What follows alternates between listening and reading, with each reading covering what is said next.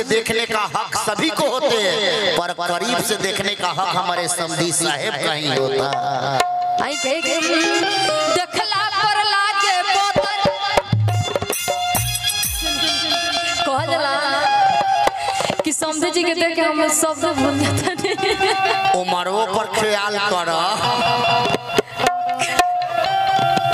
कहे देखला पर लागे बोतर रुक जाइए हम कहे देखला पर लागे बरतिया बेचारा।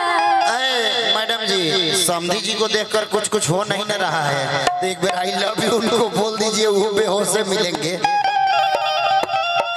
आई कहे देखला